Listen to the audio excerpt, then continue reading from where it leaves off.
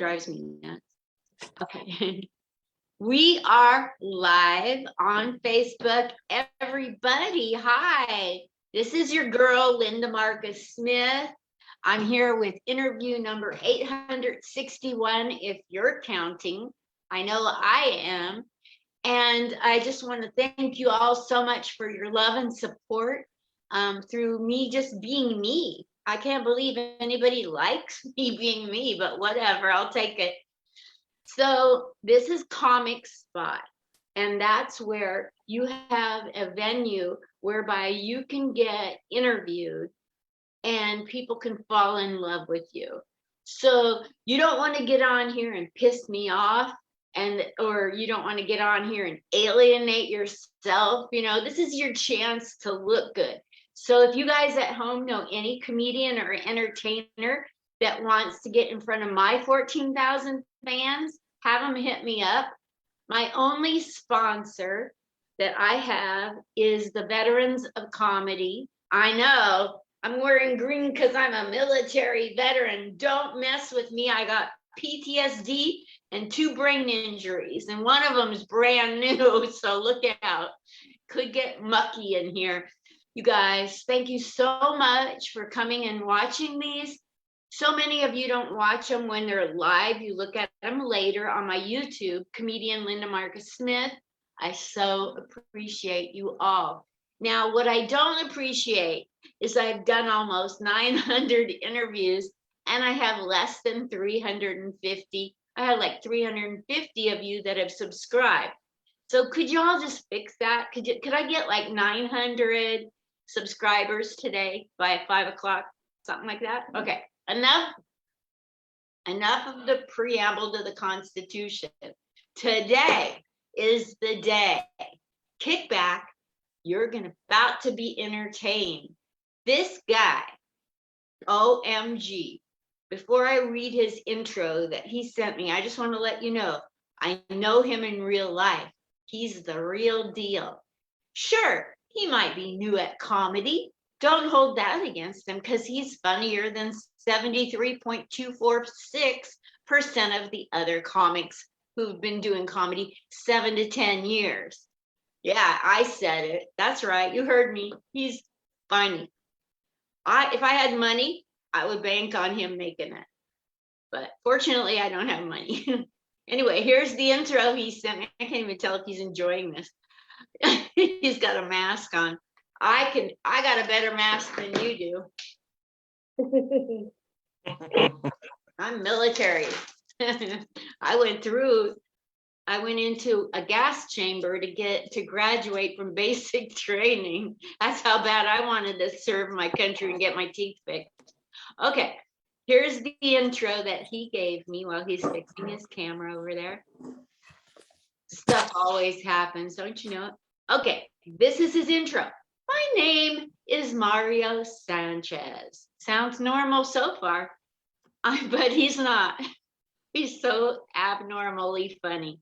I'm born and raised in Las Vegas, Nevada. I hate it here. There's no water.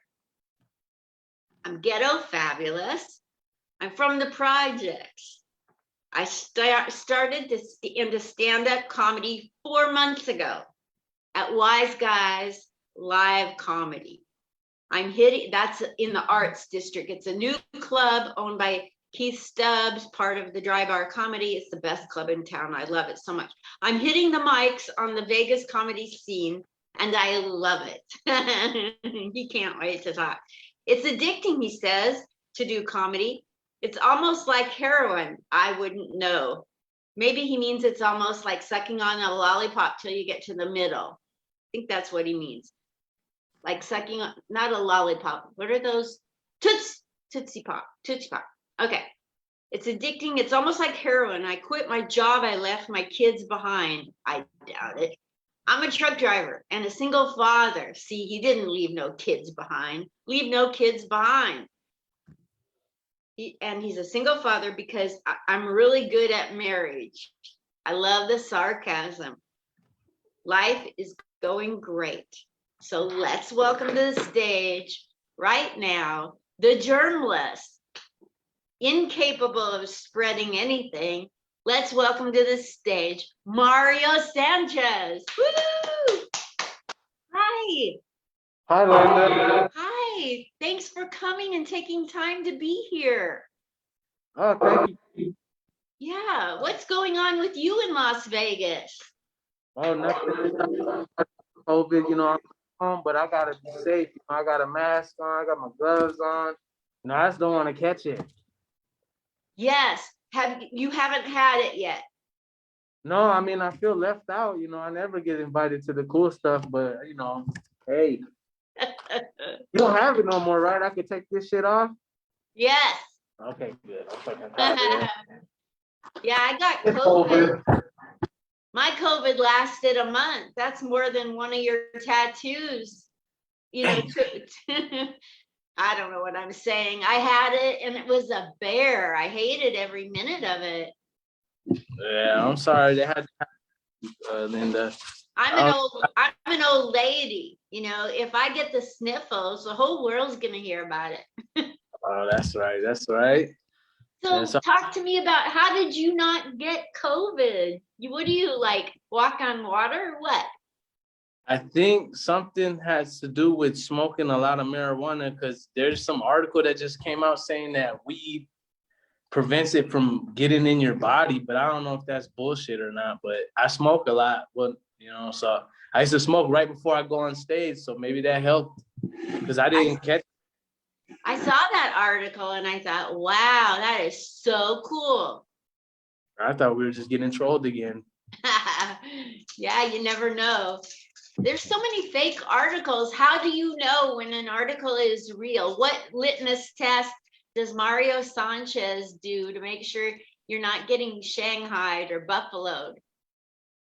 Well, I always another comedian posted, so that makes me feel real comfortable. Yeah, I just honestly, me personally, I don't believe anything, man. Like shit, I don't even think the sun is real. Totally. They try to tell us, oh, you're anti-vaxxer or you don't believe in the science. Please, I don't even know what happens when I turn on a light switch. None of us have understood science. We just deal with it. Yeah, I've never been like pro anything, because I'm just really Mexican, and that shit, we don't pay attention to it that much.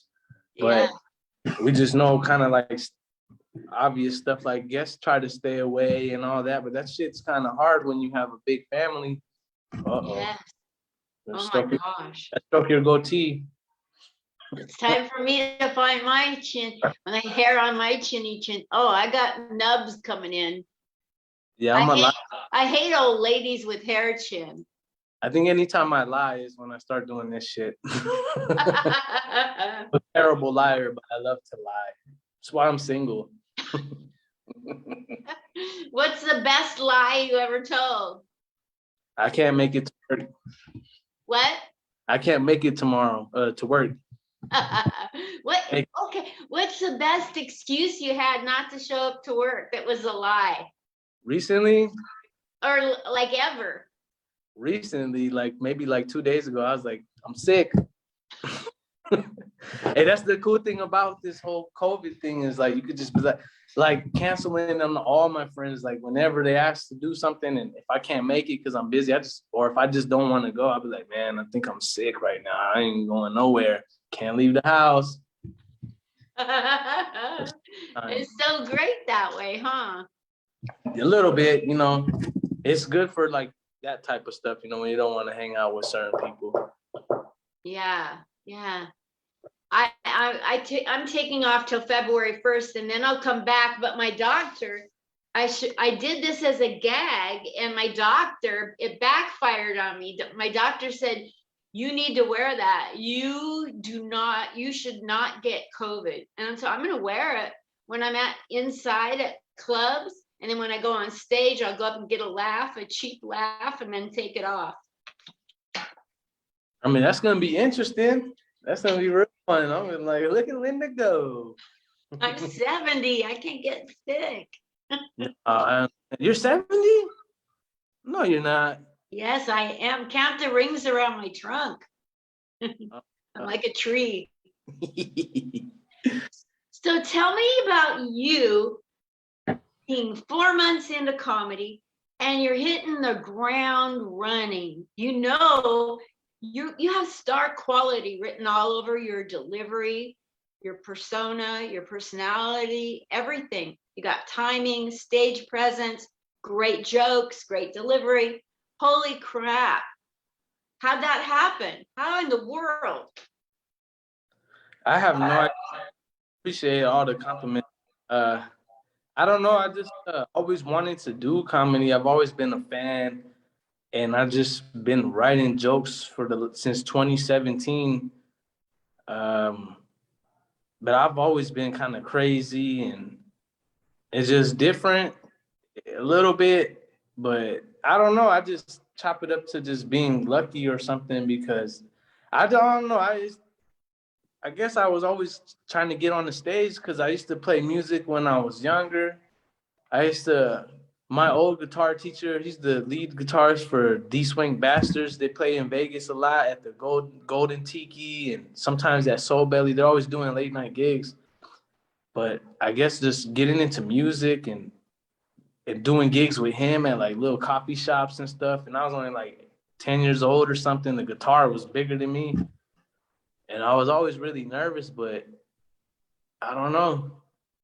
I just kind of just been waiting for this moment. I didn't really know there was a comedy scene going on in Vegas because I kind of just had my head down working the last 7 years, not really paying attention and just, waiting on a little opportunity. And I used to box, and that's a stage that you get punched on. You box? Tell me about your boxing. I want to hear this. My dad was a boxing promoter in Portland, Oregon in the 60s. Oh, wow. So he must have fucked a lot of people, huh? He really liked the black ladies. Oh, yeah. No, that's cool. For the boxing thing, it's like a 3-4 year run, but I never got to go up because I ended up getting married, and I just ended up focusing on that and never pursued it. Right when I was about to start, I had my license and everything, and she was a military girl, man, and she needed a lot of attention. And we kind of had this bumping heads because, like, I'm a little hood rat from North Vegas, and she's just like a hardcore Christian girl, and she's military as fuck. And it was just completely took me out of my zone. And it's not her fault, I'm not gonna say it was on her, it was me, because there's other motherfuckers in there that are more dedicated and they're still there. So it was me. But I just loved boxing, man. Like, I still miss it to this day. I just don't have the time, man. It's just you're either all in or you're just wasting time. I'll forever. What weight classification and what was your boxing record like? I was fighting. I didn't even get to fight. I was just in there training, sparring with the pros for like 3-4 years, just getting ready, because that world is fucking. It's no lie. Like, you can't fuck around. So you need a good 3-4 years before you even step in there, so you could beat the shit out of motherfuckers. And that's what I was doing. But on that 4th year, I ended up getting tied down and just letting it go because I had to take care of her and the baby that was on the way. And there's no money in it, just like comedy. There's no money in it. So I had to do what I had to do, and I let it go. I wasn't as down as the rest of the fighters, but with those 3 or 4 years, all I did was spar with professionals, and we run the mountains and do all this crazy shit that it still sticks with me to this day. That's why I'm not afraid to go on stage or fuck with people. If they want to fucking come rush me, they can, and find out what happens. I might get beat up, but it wouldn't be the first time.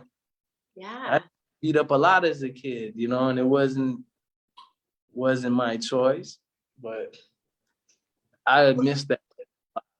I could talk about it for fucking hours. I mean, there's nothing better than that. You go to the regular gym and people fucking just annoy the hell out of me when I go to a regular gym and we're just lifting weights, stupid, And you go to a boxing gym, it's kind of like the comedy clubs, you go in there, everybody fucking hates you. They don't want to see you there. And in the boxing world, it makes sense because, like, your life is on the line. And if you're feeding your family, you got some fucking fool coming in that's hitting the bag thinking they're shit. You ain't the shit, bro. You ain't the shit. I wasn't the shit. I was good, but I didn't even get to pursue it. Like, I was right on the doorstep to start fighting, And, you know, I just chased the pussy instead. You know? He had attention, like I couldn't do anything, you know? You're the first person that said pussy on my podcast. You get an award. Hell yeah. Oh my gosh. So you've been doing comedy 4 months, writing for quite a long time, like 7 years. I think you said 2015 you started writing? 17. 17. Okay, 5 years. So what's your favorite type of comedy to write? Like sarcasm? It seems like you have observational sarcasm. Am I right? I honestly don't. I think a lot of it is, I don't know. I think my favorite is like the misguiding silence between the punchlines, and those are the best ones. And they're usually the clean bits too. Like I do try to.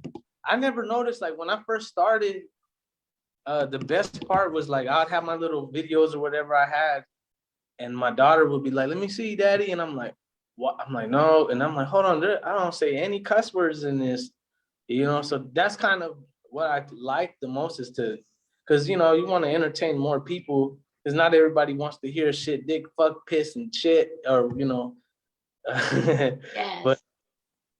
But I mean, at the same time, I just kind of go with it. I just like it all, and honestly, I really like roasting, but you know, it's just kind of like in the moment.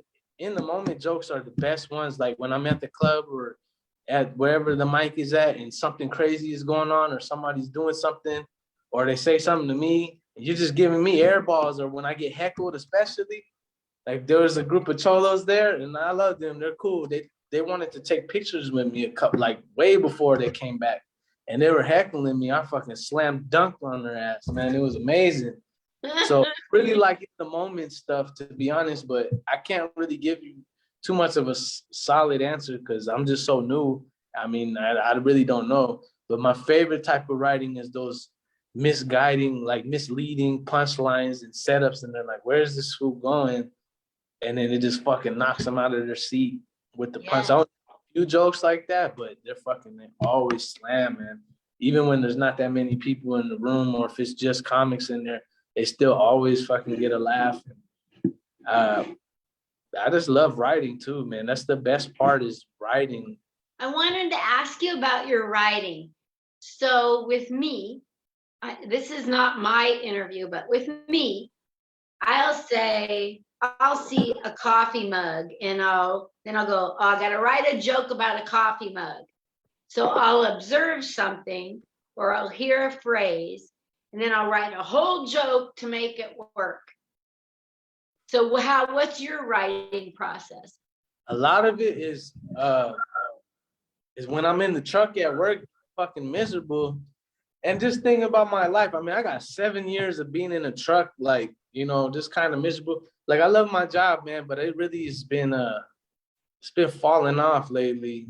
And I have so many injuries there, and I'm a little underpaid because, you know, things are what they are. And we do favors for each other at the company, and my big pay is supposed to come soon, but the owner went down, so I don't know what's going on. Like he's dead. So he just went down like 2 weeks ago, 3 weeks ago, out of nowhere. So, and I'm kind of holding myself back now, even though like it's a great company and everything. But a lot of my material came from writing it, just sitting in that truck, fucking wishing that I was somewhere else. And but a lot of it will be just random stuff, you know, like just seeing shit, just life observations that it's kind of hard to speak on in a public manner. Like, you know, women jokes or men jokes or racial, like you got to make it really, really funny, man, if you want to speak on it, especially now where everybody's offended by their own shadow, which is fucking crazy to me, you know, because I'm a hoodlum, and we're not taught to be sensitive over words or anything like that, even just Latinos in general and people in general. Life's too hard and too short.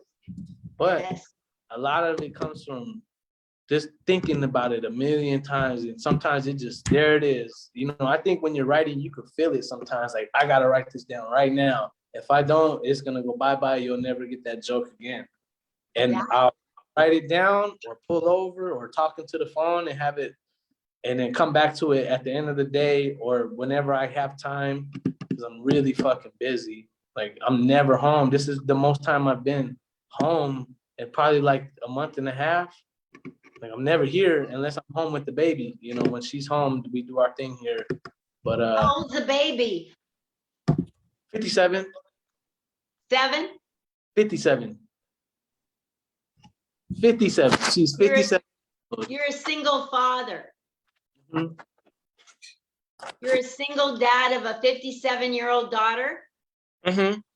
No. No, she's about to be 4 next 2 weeks from now. She's gonna be 4 years old.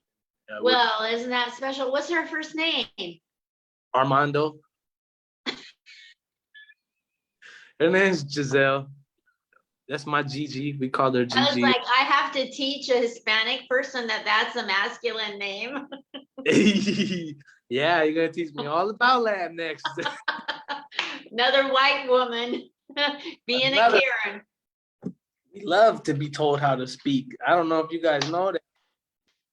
I've been trying to write a joke about that, but it's just I have a lot of jokes that I haven't been able to do. Like, I got to do one on Wednesday at Wise Guys, and it was just in the moment. I've been sitting on it since the pandemic started, because it's a mass joke, and it just fucking killed, man, at the end of my set, because I have a couple crazy jokes. I don't want to give them away. And it's like, yeah, whatever, man. Like, I will push the fucking line for sure, but I will make sure it's funny when I do. Like, make sure it's not like, like not too raw or too dirty. There's nothing wrong with raw and dirty, but I just try to make sure it's goofy, because I'm goofy. I'm a serious person, but I love to be goofy. I'm tired of being serious. My whole life I've been so fucking serious. I got wrinkles on my fucking head already. Just being so fucking serious and so macho. You gotta be macho sometimes, because the world is fucked up. Yeah. But it's a beautiful place. Oh my gosh, the world is really gone. They have a word in Yiddish for the Jewish people like me. It's called Meshuggah. The world has gone not just mad, it's gone Meshuggah. The entire world, the planet, the entire world, everybody is like out of their mind, crazy Meshuggah right now. That's interesting. I haven't met any Jewish people until I started doing comedy. Like, I've known, like, other than in school, but like I never had like Jewish friends now. Like, I have Jewish friends, and that's cool. And I'm like, man, I don't see what the problem is. Why I don't know why nobody likes you guys. What's the big deal, But yeah, that makes sense, Meshuggah, right? Yeah. And they made that word how many thousands of years ago? Yeah, a good. And it was Meshuggah then, and it's gonna be Meshuggah when we're dead and gone. It's always been that way. Yes. Yeah, I can tell you why people don't like Jewish people. Because like if you just look at the stereotypes, there are stereotypes for a reason. There are really people out there just like those stereotypes. Yeah, I believe it. Stereotypes are fun, and they definitely hold a little water, but that's just how it is, Yeah. I'm not doubt there's crazy people everywhere, and then there's good people everywhere too. Yes, absolutely. So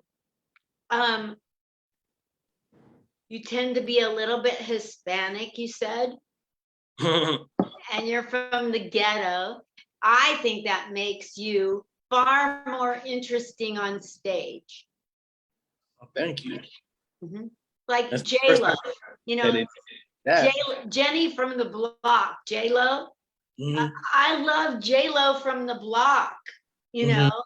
And then when she became, like, I can't say Americanized because she was Americanized, but when she became, all that in a bag of chips, she lost the edge. She lost the uniqueness, the raw, guttural edginess. And so don't ever lose your roots on stage. I think it's a strength for you.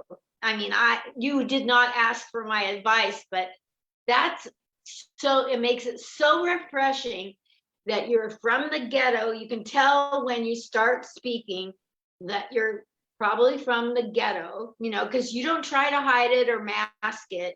And you are so likable and so innocent. Your comedy is so non-judgment, non-pissing people off. It's just beauty. It's such a beautiful thing what you do. Don't change it.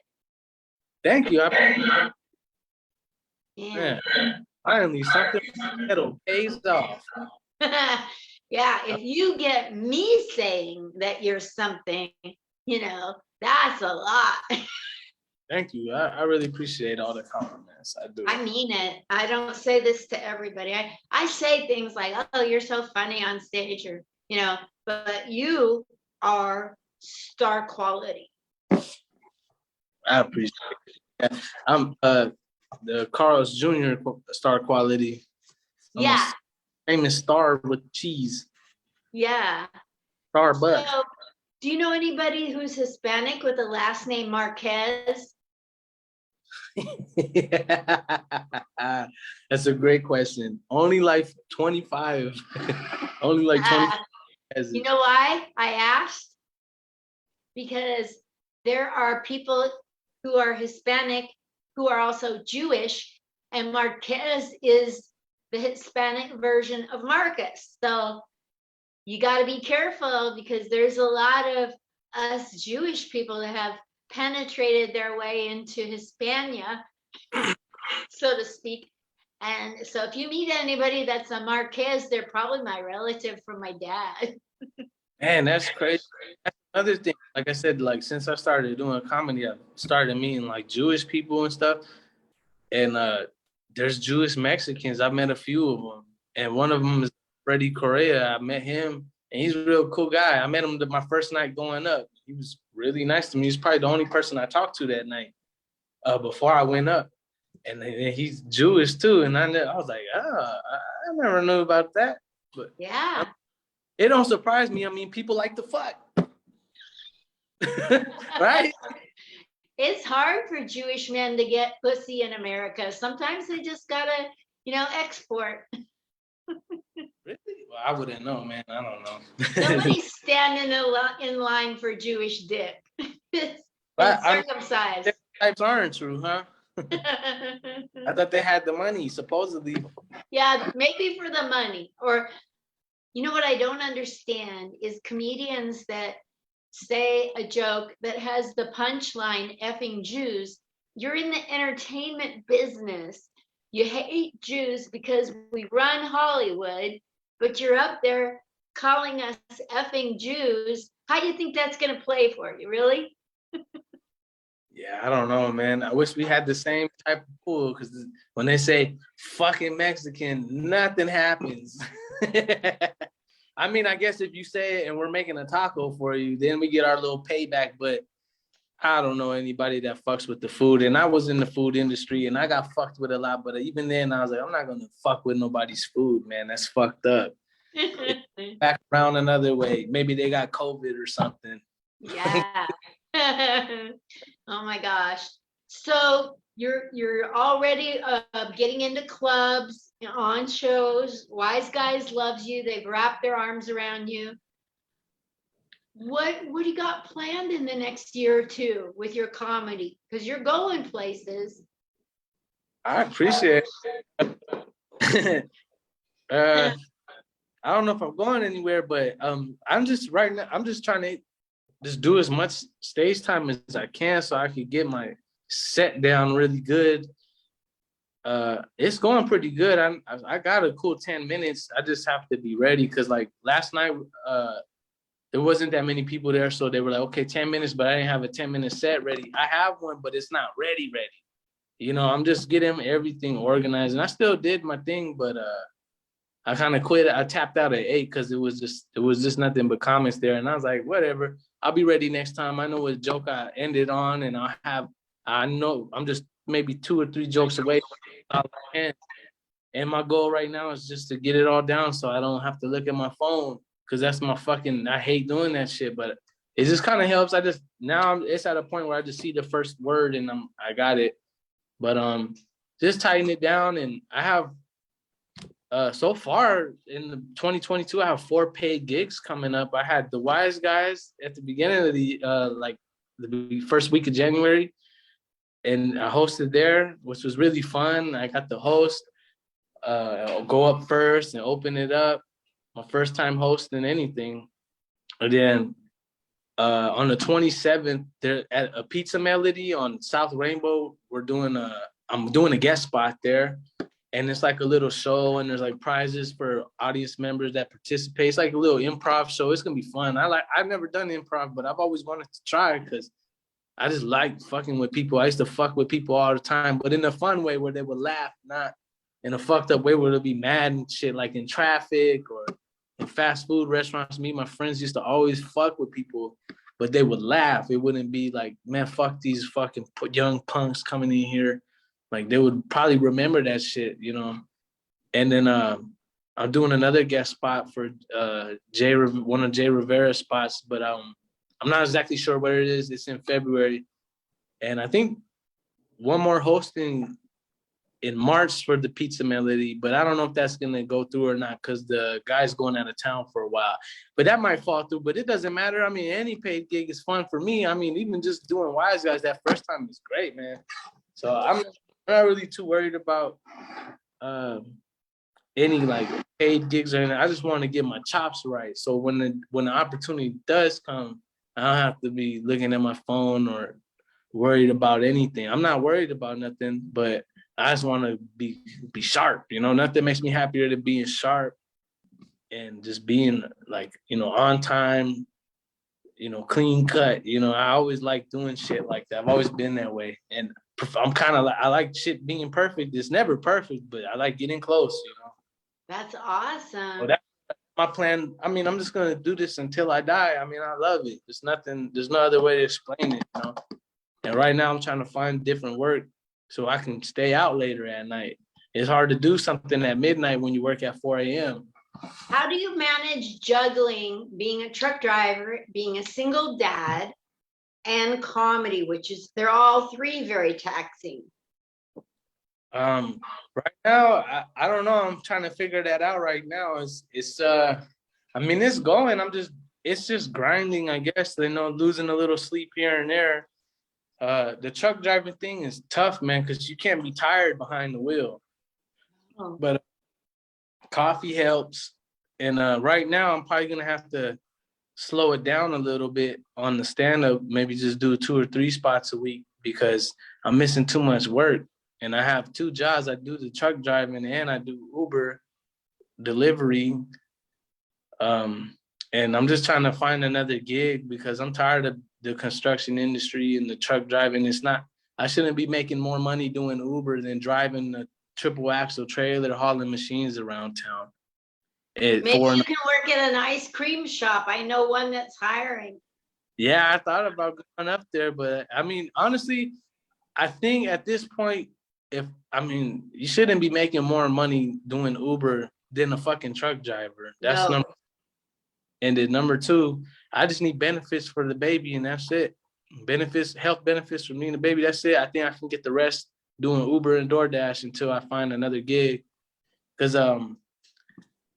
you know, I'm trying to find another job doing something during the day. You know, if I'm starting at 8 a.m., that's a lot better than 4. I could stay out later, you know, whatever it may or may not be. I'm trying to hang. Do you know that Starbucks gives you benefits? Man, they're paying $18 an hour. I've been thinking about going there. I mean, that's not even $18 an hour is not that much less than what I'm making now to get hit in the face with rebar. And I have all these injuries at this place, man. I've been there 7 years. I've had broken fucking face bones and shit. And I'm still not making enough to support, you know, my household and shit. I'm doing what I got to do. I'm a hustler. I'm never going to go under, but I'm just tired of doing the 2-3 jobs, man. I can't keep up with I can keep up. I'm just going to go until I fall down, but you know, at least I'll have a roof over and my daughter will be straight, but it's going to work itself out. You know, I'm only 4 months in and I'll figure everything out as it goes. It's a lot of tribulations and stepping stones. So I'll get there eventually. But right now. Maybe you can start, I'm just thinking, but maybe you can start a couple of shows in Vegas, one a month here and one a month there, and maybe they'll give you 500, 750 to do each, and you can just quit truck, but that won't give you benefits. But Well, I wish they just did it like that. I don't know. I don't know how to do any of that, to be honest. But one thing that I did do is I built a stage for one of the venues at my job. I built a stage, but it's sitting at my brother's house because that venue, I don't think they're doing the open mics no more. I have a stage that I built, and it's just sitting there, and we're gonna paint it. And I wanted to take it to one of the open mics, you know, and see if they want to take, because some of these venues don't have a fucking stage. And I'm like, well, what are we supposed to fucking do? This is stupid as shit. They don't have to buy it, but we could at least use it. And when they say no more comedy, I'll take it back home.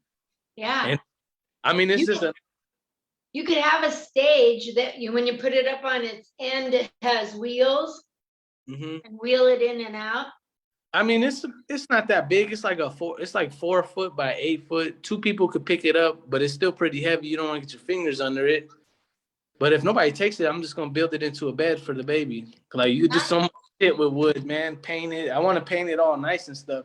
If nobody takes it, but I'm just all in. I don't know if there's any money where I can make $500 to $700, but you know, I think in time things will come when they're ready. Cause I'm still looking at my phone and shit, and that's not good to be asking for money if you can't remember your jokes. So I don't know how I used to remember all this other shit, but for some reason, them jokes I'm having a hard time remembering them. I don't know if it's because there's people there or what, or it's just new. I haven't had to remember stuff like that in a long time. So remember, Like I have 2 brain injuries, one from 1996 and one from like 3 months ago. And memorizing, it takes me 20 to 30 times a day for 2 weeks to memorize a new set. And I can get on stage and totally blank out because of the brain. And so what I do, I know you get all kinds of free advice in the life here, but I have a set and I try to keep it to where it's 5 different bullet points, no more, because I can't remember more. 3 is best. If I can have a set that's 3 topics and I can remember 3 topics and I know everything underneath it, if I can just remember 1, 2, 3, you know, that works for me. What works for you? I'm not really sure. I haven't. Sometimes, like last night, I think I got the first 5 minutes, 4 minutes without looking at the phone. It's sometimes I don't know. I'm trying to find that right now. I'm trying to find like how it's gonna work. I'm gonna start practicing when I have time. I guess at home. I try to practice when I'm driving, but I'm like, when you're driving and you gotta watch everything. You know that fucking trailer hits somebody or you hit somebody, they're fucking dead, man. They're talking 80,000 pounds. You know, so rolling. But I'm gonna figure it out. I know last night, a lot of times with me remembering stuff, it's just like a picture image in my head.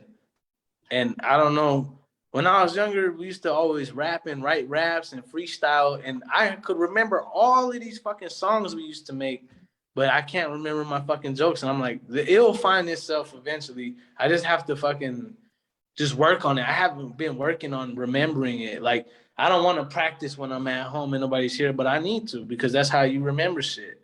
And when you practice, maybe you can just make an audio tape of your set and play it while you're driving, and just when you're concentrating on driving, it's going into your psyche and you don't even know it's going in there. Yeah, that's what I've been doing because I don't really record like a visual with my sets, but I record the audio every time I go up and I listen to them for fucking days.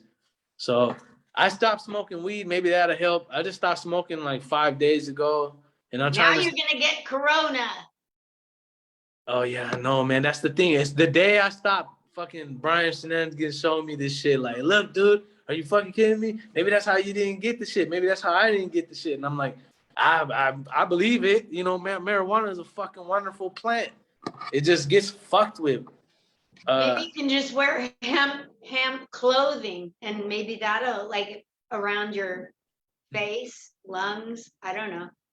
Well, Yeah. I don't know. None of us know. We're all shooting in the dark. Yeah. Just like my love life, shooting in the dark.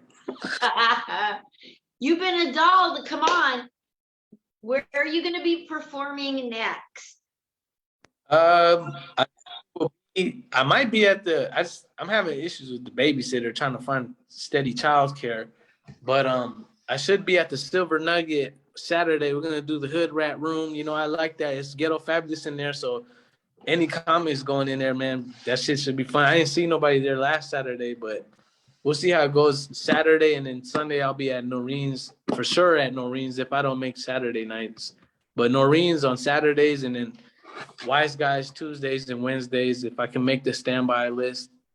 But for sure Tuesday, Wednesday, Wise Guys. I'm gonna have to cut it down because I've probably been doing like 5-6 mics a week.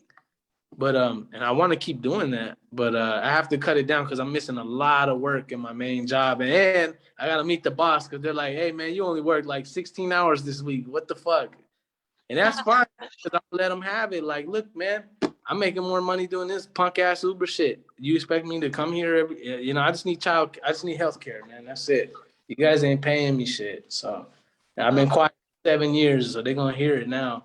Wow. So. But, see me out. So, follow my Instagram. Hit you up on Instagram on Don't Tell Me, Funny Man Sanchez 92. That's me. I can't wait for you to keep on going with your comedy. I just know that great things are coming your way. No doubt. Well, thank you, Linda. I appreciate it. Thank you for having me on.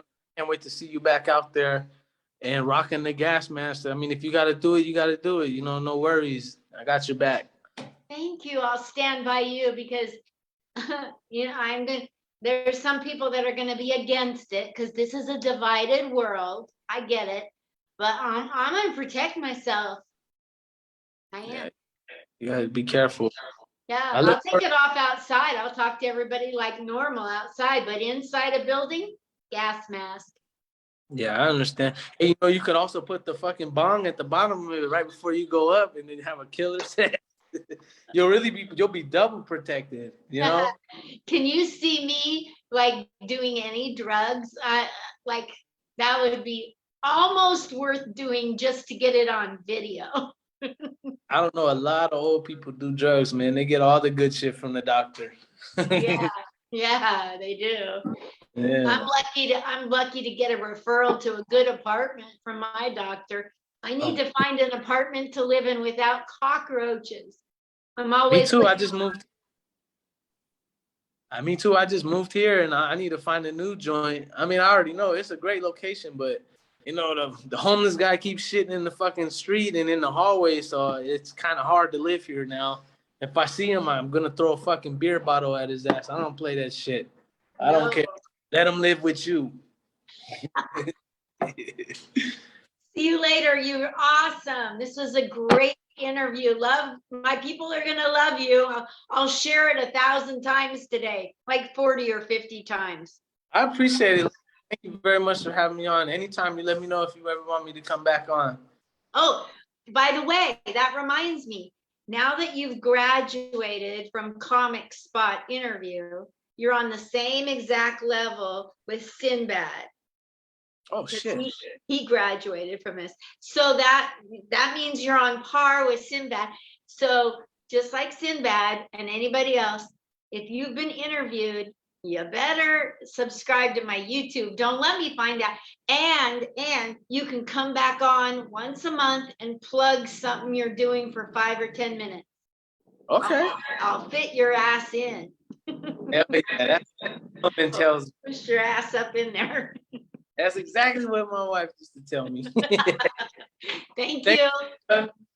Have a good day. Okay, be safe. I'll see you out there. Love you. Love you. Bye-bye. Bye. Bye. Bye.